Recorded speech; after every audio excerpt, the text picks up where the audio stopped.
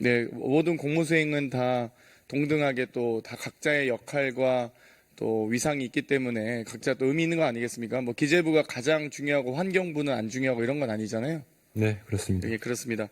이번에 이 예산안 2025년도 예산안 보면 윤석열 대통령께서 이 국무회의에서 지난 정부가 5년 동안 400조 이상의 국가 채무를 늘려 재정 부담이 크게 늘면서 이번 정부가 일하기 어렵게 됐다 이런 말씀하셨어요?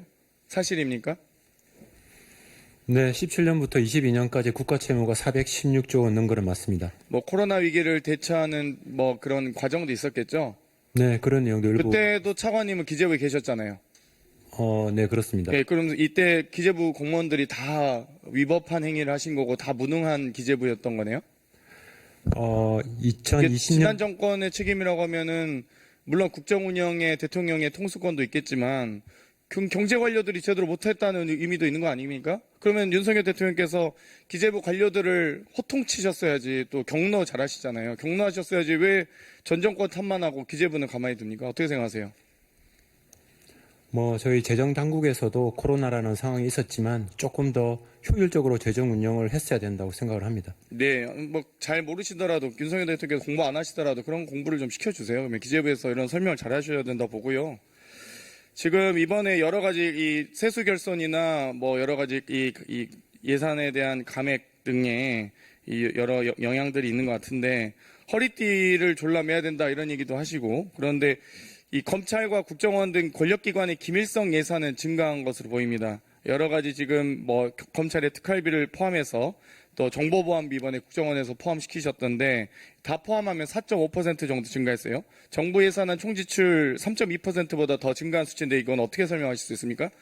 도대체 기재부는 검찰 특활비 제가 법사위 예결소위 위원장으로 다 봤는데 어떤 도대체 집행 내역도 없고 심의도 없고 입증도 안 된 불투명한 예산인데 무슨 근거로 증액을 시켜주신 거세요?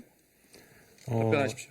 검찰 특활비 같은 경우는 우리 의원님 잘 아시다시피 수사나 범죄 정보 그리고 최근에 늘어나고 있는 마약이나 보이스피싱 대응을 위해서 크게 이제 조금 증가한 것으로 그렇게 알고 그러니까 마약과 보이스피싱에 얼만큼 몇 % 쓰시는지 기재부 차관께서 안다는 얘기세요? 검찰이 그러면 특활비나 특경비 다 보고 받으셨나요? 아니요, 그 특활비의 세부 집행 내역에 대해서는 저희 그쵸. 집행 지침에 따라서 검찰이 아니 자체적으로 모르는데 어떻게 무슨 근거로 도대체 증액을 해주신 거예요, 도대체? 그거 좀 설명을 해주세요. 저도 도저히 이해가 안 가서 가급적이면 저희 법사위에서도 이 업무 추진비나 국내 여비, 출장비 등은 다 정부 원안대로 보존시켰습니다. 사실 집행 내역 제출도 안 했거든요. 그래서 심의 자체가 어려웠는데 특활비와 특경비에 대해서는 뭐 마찬가지로 업추비와 비슷하게 제출하지 않았지만 몇 차례 결산심사 과정에서도 국정감사 과정에서도 경고를 했는데도 불구하고 1, 2차에 걸친 예산심사 과정에서도 얘기했는데도 근거가 없어요.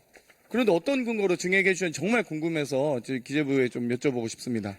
의원님, 검찰 특활비는 지난 15년 이후부터 계속적으로 지속적으로 효율화를 해왔습니다. 18년도에는 180억이었고요.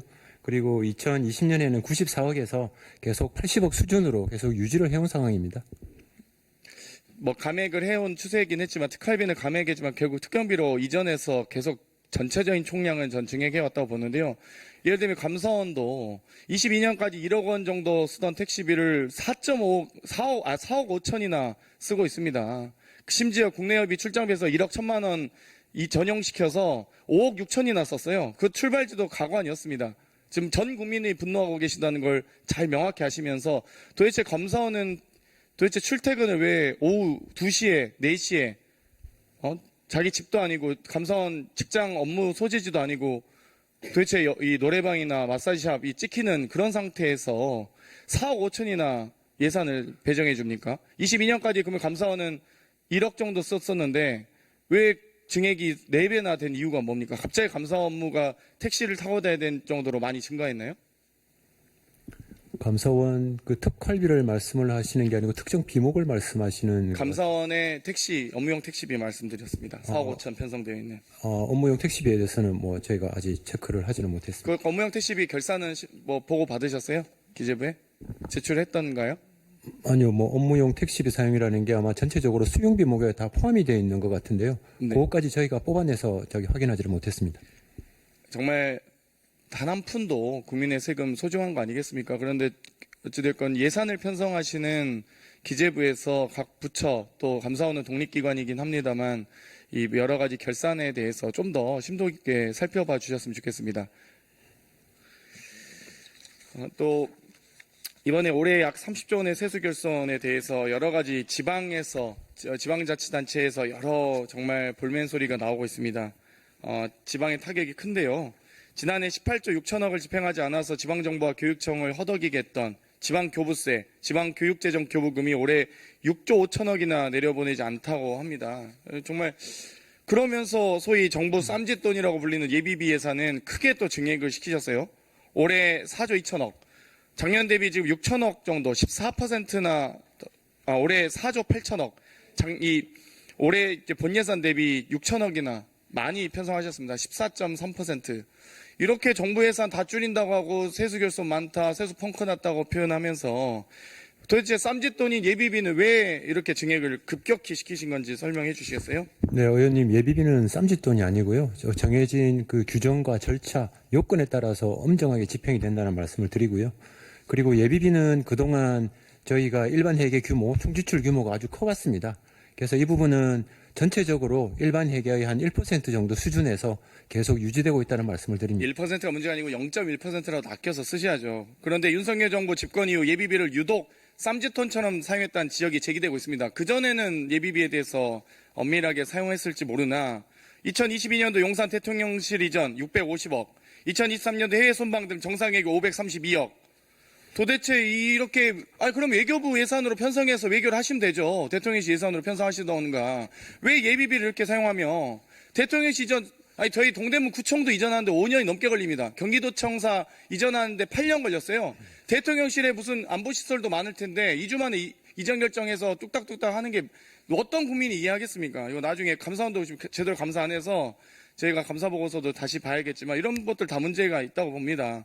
또 올해 정상외교 예산도 지금 내년에 532억이나 하셨어요. 또 어디를 그렇게 나가시려고 하시는지. 지금 정상외교라는 건 정말 예비비에 대해서도 말씀하실 때 정말 급격하게 이 국제정세가 급변해서 어쩔 수 없이 대통령의 해외 순방이 늘었다. 올해 예비비 사용할 수밖에 없었습니다. 라고 보고한다 할지라도 내년에 지금 271억에서 2배나 많은 532억이나 편성하셔서 여기에 대해서 어떻게 설명하실 수 있습니까? 내년에 예정된 정상회계 일정 이렇게 많습니까? 그럼 각 부처들 에이펙부터 시작해서 뭔가 해외 연수, 외교 회의, 국제회의 참석 예산도 다 2배로 늘리셨어야죠. 왜 유독 대통령 해외 순방 예산만 이렇게 늘립니까? 답변하십시오. 네, 의원님, 그 25년도 정상회의 그 예산은 제가 알기로는 297억 원인데요. 그 말씀하셨던 500매덕이라는 부분은 저희가 다시 한 번 더 확인해 보겠습니다. 그리고 23년도에 정상회의 그 외교와 관련해서 예비비를 많이 썼던 거는 22년도 전년도에 예측할 수 없었던 당해 연도에 정상회의가 많이 생겼기 때문입니다. 한미일 정상회의나 나토 정상회의나 그거는 23년도 회의를 하기 전 몇 달 전에 이제 그런 정상회의 외교가 생김으로 해서 불가피하게 예비비를 쓸 수밖에 없었다는 말씀을 드립니다. 대통령께서 회의 가시는 건 좋은데요. 김건희 여사 명품백 쇼핑하는데 아까운 외교 예산 안 쓰셨으면 좋겠습니다. 이번에 이 개식용 금지하겠다고 여러 가지 지금 말씀을 많이 하시는데 개식용 금지 외치면서 46만 마리의 식용개 살처분하는 문제가 제기되고 있습니다. 여러 가지 개식용 금지에 대해서는 당연히 국가 이미지 개선 등의 의미가 있다고 보는데요. 여기에 대해서 지금 예산을 얼마나 편성하신지 혹시 차관님 알고 계십니까? 네, 550억 반영되어 있습니다. 그러면 이 부분에 대해서 다 그러면 지금 물론 개식용을 금지하는 예산은 그 개식용을 금지하는 국가 정책은 의미 있지만 이걸 그러면 다 그렇다고 해서 개를 보호하기 위해서 개식용을 금지하는 것이지 반려동물로서 저희가 존중하는 의미인 거지. 그러면 이렇게 46만 마리 살처분한 계획에 대해서는 알고 계십니까? 지금 저희가 예산을 반영한 거는 그 개를 기르고 있는 그 육견 업체들에 대한 폐업 지원금을 지원하기 위한 차원에서 예산을 반영을 한 겁니다. 어떤 기준으로 반영하고 계시죠? 혹시 지원 기준 말씀해 주시죠. 예, 첫 해에 그런 개식용을 금지하게 되면은 그 두당 60만 원, 그리고 마지막 해 하게 되면은 그 기본적인 30만 원에서 한 75% 정도 그렇게 22만 5천 원 그렇게 예산을 반영을 했습니다. 지금 지원 기준을 사용 마리수 곱하기 폐업 시기별 지원 단가 곱하기 주종률로 하시잖아요. 그런데 네. 개식용 종시법에 마리당 지원금을 지급하는 규정이 있습니까? 마리당 금액은 없고요. 11조에 폐업 등에 필요한 지원을 하해야 한다 이렇게 규정되어 있습니다. 그러니까 법에도 없는 지원금을 지금 위해서 내년 예산안만 1,095억, 3년 추산 약 3천억 정도 되더라고요.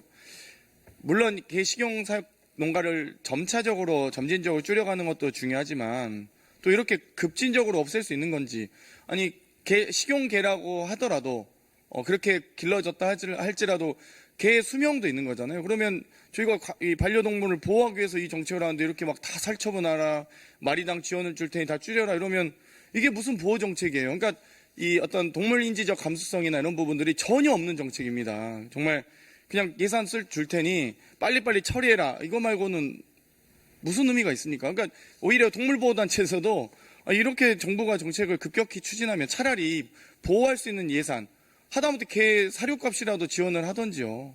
아니 개가 수명이 있는데 그럼 바로 다 이렇게 줄여라고만 하면 다 죽이라는 얘기 아닙니까? 그러니까 정책에도 정말 좀 더 이 배려심이나 감수성 있게 좀 해주셨으면 좋겠다는 생각이 드는데 어떻게 생각하세요? 네, 그 의원님 지적하신 부분과 관련해서는 어떤 보호관리 비용으로 전체 총 사업비 한 90억 정도가 반영이 되어 있습니다. 네, 좀 더 근데 부족하다고, 턱없이 부족하다고 합니다. 46마리 다 키우려면은 물론 이제 키우는 사람 입장에서 다르겠지만 그 부분은 좀 신경을 써주셨으면 좋겠습니다.